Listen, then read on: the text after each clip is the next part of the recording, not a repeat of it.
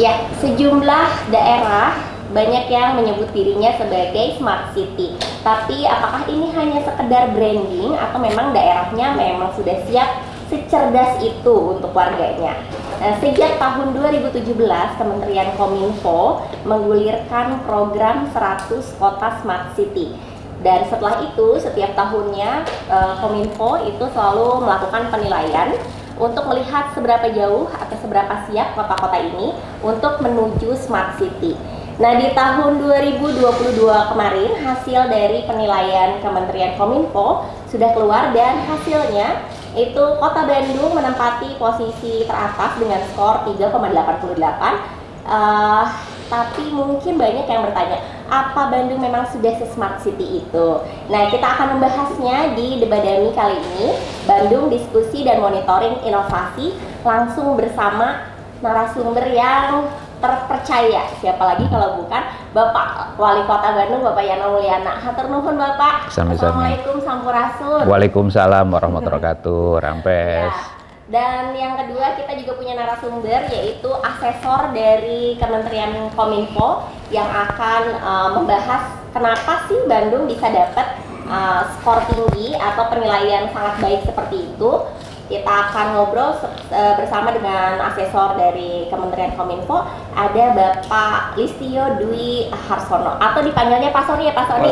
Siap. Pak Soni ini juga adalah dosen di Teliu gitu ya. Baik, sebelumnya selain apa namanya penilaian dari Smart City yang juga baik, Bandung juga baru saja menerima hasil bahwa SPBE atau sistem pemerintahan berbasis elektroniknya juga hasilnya baik ya Pak ya. Alhamdulillah. Bahkan di atas Pemprov Jabar ya Pak ya.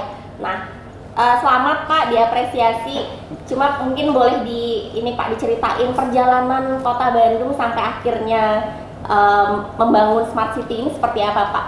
Ya, tadi disampaikan pada saat 2017 Kementerian Kominfo menggulirkan 100 kota dan Bandung menjadi salah satu kota yang terpilih untuk mengikuti program ini, dan alhamdulillah kami berjalan selama ini meskipun di tahun 2020 dan 2021 karena terjadi pandemi, tentunya kami juga melakukan refocusing anggaran, tapi justru bagi kami pandemi ini di sisi lain selain musibah ya tanahku, itu juga memberikan hikmah. Karena alhamdulillah kami justru dorong dan teman-teman itu justru di saat pandemi itu menciptakan berbagai aplikasi yang intinya meminimalisasi interaksi antara kami pemberi pelayanan dengan masyarakat yang menerima pelayanan kami. Sehingga aplikasi ini tentunya juga menunjang terhadap tujuan kita menjadi kota smart city ya, sehingga terkoneksitas lah semua pelayanan Kota Bandung dengan apa yang diberikan kepada masyarakat. Dan ya tadi dalam perjalanan ini ternyata diapresiasi, dan salah satunya saya lupa di tahun 2021 kalau nggak salah, itu ada juga Eden Institute di Singapura. Itu yang saya baca, mereka melakukan survei di kurang lebih 230 kota-kota besar di dunia. Kota Bandung ini menjadi satu-satunya kota di Indonesia yang masuk ranking yang tinggi. Itu kita berada di ranking 28 dunia gitu, kota-kota dunia ya untuk smart city. Tapi sekali lagi itu mah bonus lah ya kalau apresiasi, karena kami terus berupaya tadi bagaimana koneksitas itu ya, karena smart city itu kan bukan smart government-nya aja ya, smart people-nya juga, smart lain-lain ya. Dan itu alhamdulillah kami selama ini bekerja sama dengan semua stakeholder, termasuk juga tentunya dengan perguruan tinggi, dengan para pengusaha, masyarakat. Dan alhamdulillah ternyata tadi ya diapresiasi oleh pemerintah pusat, kami dianggap sebagai kota yang mudah-mudahan on the track menuju kota yang smart city dalam arti sebenarnya gitu ya. Jadi malah kemarin pandemi malah ada percepatan. Ada hikmah ya, iya. Jadi malah banyak layanan yang akhirnya dipercepatnya di pandemi supaya orang memang tidak terinteraksi ya gitu ya. Dan saat ini pada saat pasca pandemi ini semua aplikasi ini diintegrasikan ya, sehingga tadi berbagai keputusan itu betul-betul juga diambil dari data-data yang real time, yang update gitu ya, karena tadi basisnya semua sudah dengan aplikasi ya gitu ya. Ya supaya objektif nih ya, ini kan yang dinilai, ini ternyata yang menilai, walaupun sebetulnya Pak Sony itu bukan yang langsung menilai Kota Bandung ya Pak ya, karena ada aturan bahwa asesor itu jadi akhirnya diacak gitu ya Pak ya. Iyalah, biar fair katanya. Cuma mungkin Pak Sony bisa menjelaskan nih apa saja sih biasanya indikator penilaian Kementerian Kominfo untuk Smart City ini? Terima kasih.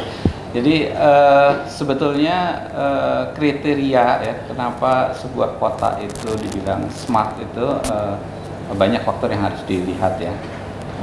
Yang kita lihat itu adalah apa saja program-program yang dilakukan.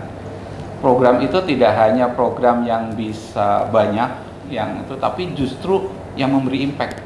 Jadi urutannya mulai dari program itu dibuat, kemudian outputnya apa, kemudian outcome-nya apa, dan yang paling penting sebetulnya dampak terhadap masyarakatnya seperti apa. Ya, jadi kalau misalnya kita contohkan itu, misalnya sebuah perizinan gitu ya, dengan sebuah inovasi yang dilakukan, perizinan misalnya 1 hari selesai gitu ya. Nah, itu suratnya selesai. Tapi apa yang dirasakan oleh masyarakat dengan 1 hari selesai itu? Happy, bahagia, senang. Kemudian apa dampak selanjutnya? Oh ternyata enak tinggal di Bandung nih, ngurus-ngurus apa-apa beres. Nah, dampak dan outcome serta value yang diberikan itulah yang sebetulnya memberikan nilai tinggi. Jadi inovasi-inovasi yang bisa memberikan dampak langsung kepada masyarakat itu yang punya nilai tinggi. Ya, jadi kalau inovasinya dampaknya tidak terasa ya mungkin nilainya juga agak kurang gitu.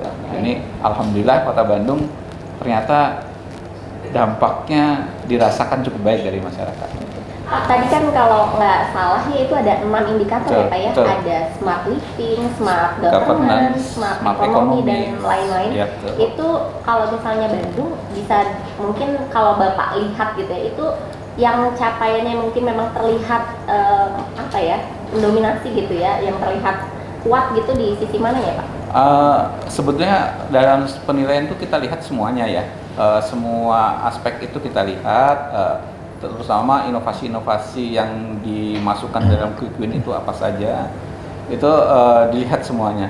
Memang yang untuk penilaian tahun ini kalau saya lihat dari hasil, walaupun karena bukan saya yang menilai ya, smart governance-nya luar biasa. Jadi smart governance yang dilakukan di Pemkot Bandung ini banyak inovasinya. Dan ternyata walaupun itu adalah untuk mempersingkat atau efisiensi di pemerintahan, tapi ternyata berdampak langsung di masyarakatnya, sehingga nilainya cukup tinggi gitu ya. Jadi yang menonjol memang di sini adalah smart governance-nya yang dari Kota Bandung itu. Oke, itu makanya SPBE-nya indeksnya tinggi ya Pak ya? Juga. Jadi saya koreksi sedikit tadi, nilai indeks PSBB bukan baik tapi sangat baik. Sangat baik, ya, oke. Sangat baik. Sangat baik, dan itu yang terbaik di Jawa Barat ya kalau nggak salah, bahkan mengalahkan Pemprov ya Pak ya? Kalau nggak salah indeksnya Kita ada Sumedang. Oke. Yang sangat baik tuh hanya 2. Hanya 2 ya. Bandung dan Sumedang. Ya. Bahkan Jawa Barat sendiri baik ya Pak ya? Baik. Ya. Oke. Pak, mungkin ada memang apa ya, komitmen khusus dari Bapak untuk memang apa ya di SPBE atau untuk smart city-nya itu memang apa ya, fokus sendiri itu lebih ke mana sih Pak? Untuk mungkin ada komitmen di akhirnya anggarannya di perbanyak atau seperti apa Pak kalau? Ya, yang penting kan tadi kita itu pelayanannya betul.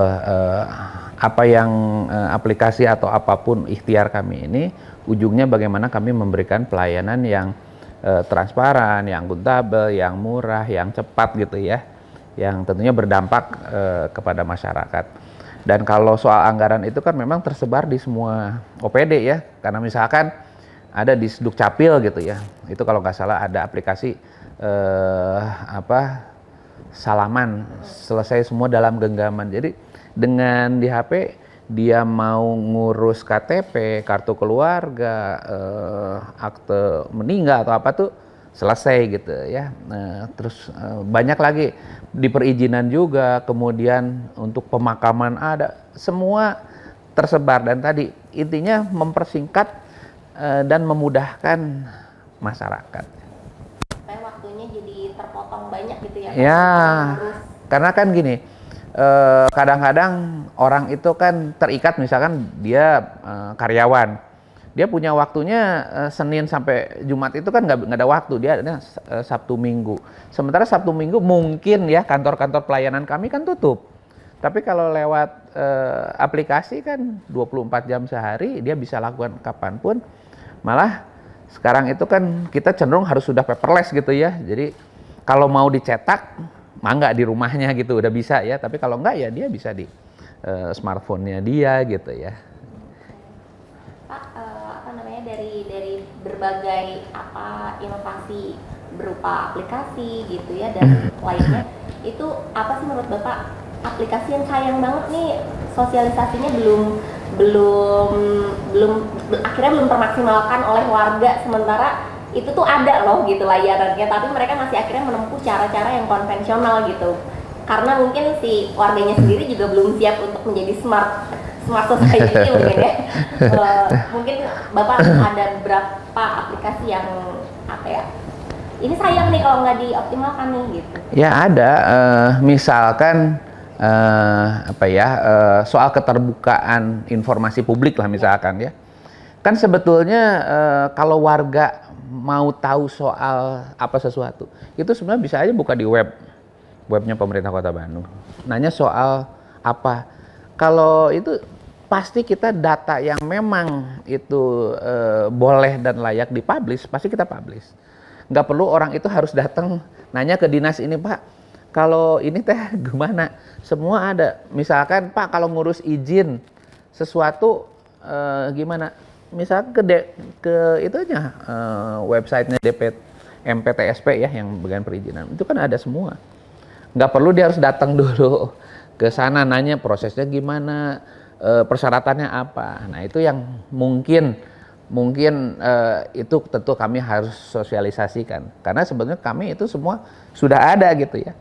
Tapi ya tadi kan tidak semua juga mungkin masyarakat juga paham ya teknologi, bukan berarti kami tapi mungkin kami juga kurang mensosialisasikan bahwa semua hal yang berkaitan dengan pemerintah Kota Bandung yang itu memang layak dan boleh dipublish pasti kami publish. Pasti soal tata cara perizinan, soal tata cara apa itu pasti ada semua di websitenya Pemkot Bandung, bahkan di tiap-tiap OPD itu pasti ada semua. Pak Sony boleh ini nggak sharing mungkin kalau misalnya untuk Smart City itu kan ada komponen-komponennya ya, ada misalnya Dewan Smart City dan lainnya, itu bagaimana sih seharusnya komponen ini akhirnya berjalan untuk mendukung Smart City akhirnya lebih cepat gitu untuk sampai ke akhirnya dinyatakan benar-benar sudah kota itu layak Smart City gitu. Iya. Jadi kota yang smart itu memang bukan seluruhnya menjadi tanggung jawab pemerintah ya. Kota yang smart itu menjadi tanggung jawab semua warga masyarakat juga ya.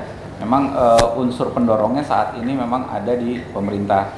Makanya komposisi atau positioning Dewan Smart City itu sangat diperlukan karena kita harus memanfaatkan hampir seluruh sumber daya yang dimiliki oleh kota tersebut untuk bisa membuat kota ini menjadi smart.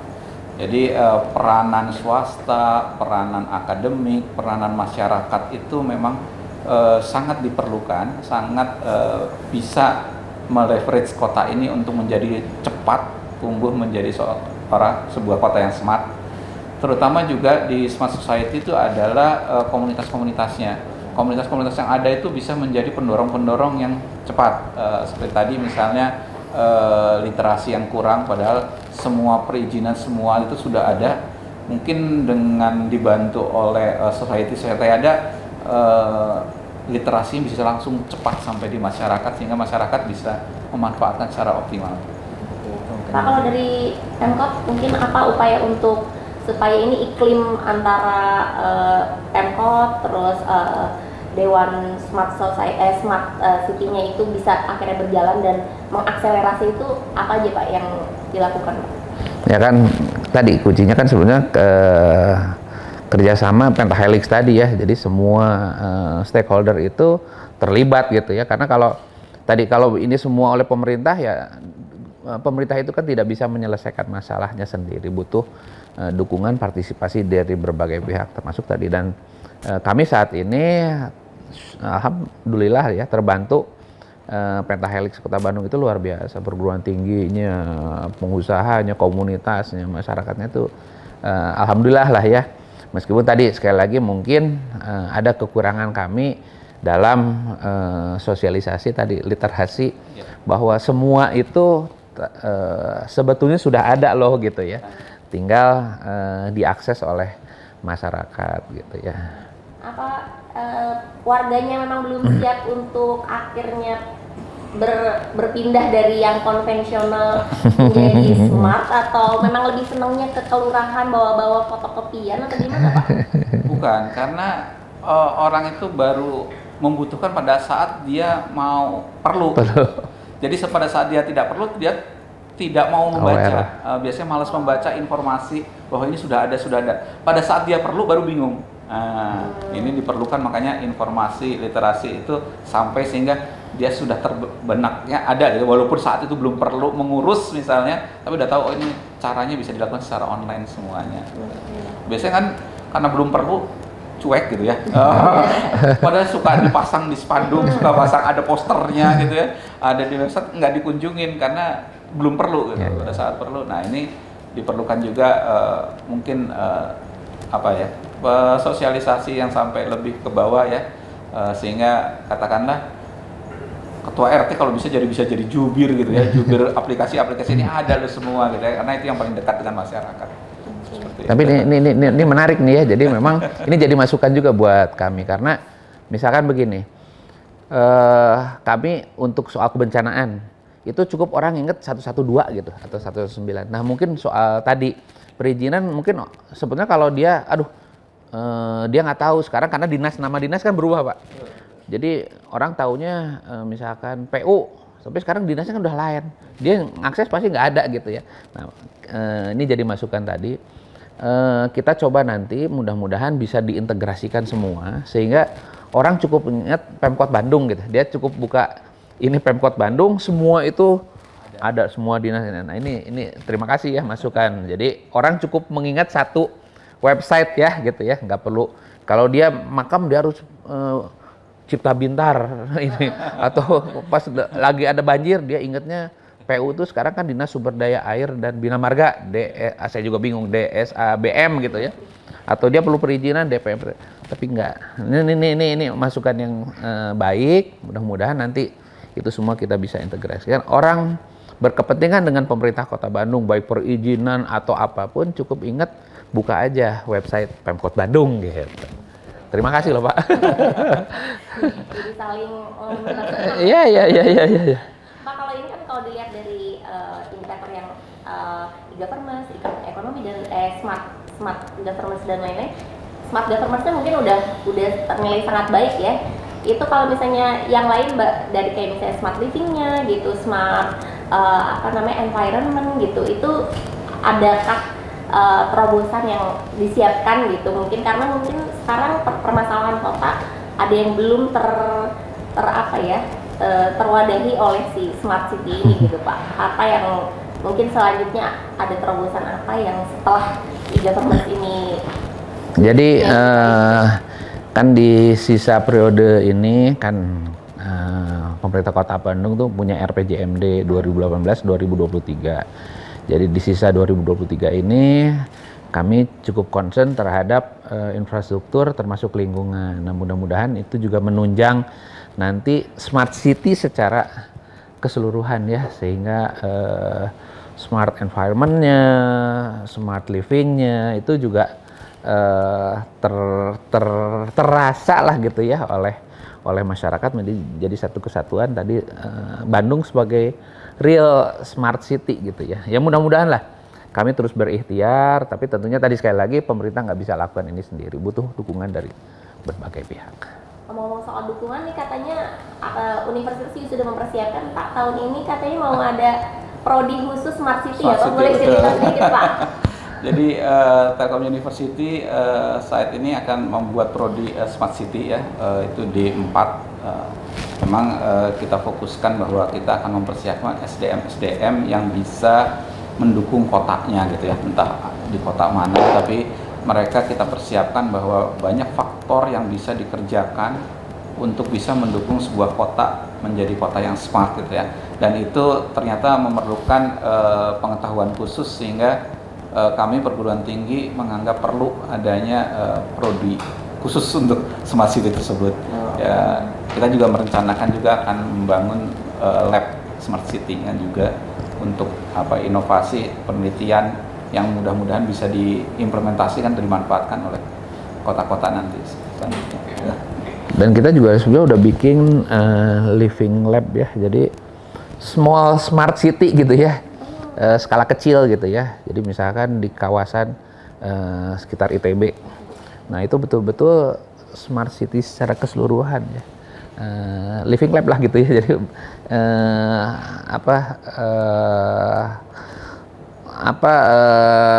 ininya prototipenya smart city di skala kecil. Kita nanti coba lagi geser kemana, kita waktu itu sempat sekitar Sultan Agung gitu ya, beberapa kawasan-kawasan. Rencananya kita sih sebetulnya sekarang sih kita coba dulu di daerah sekitar ITB ya gitu ya. Taman Sari ya. Ya gitu ya. Oke, jadi nanti rencananya mau dibikin prototipe living lab seperti ini tuh. Ya ideal nggak gitu ya seperti ini, daya dukungnya apa nanti dikembangkan selain tadi di beberapa titik ya, itu di kota Bandung secara utuh gitu ya diterapkan. Kalau sejauh ini di living lab itu mungkin bisa terlihat selama ini. Ya masih berproses lah Mbak. Masih sedang berproses sih. Ya. Oke. Rencananya mau berapa living lab di 2023 ini sebagai fondasi mungkin sebelum?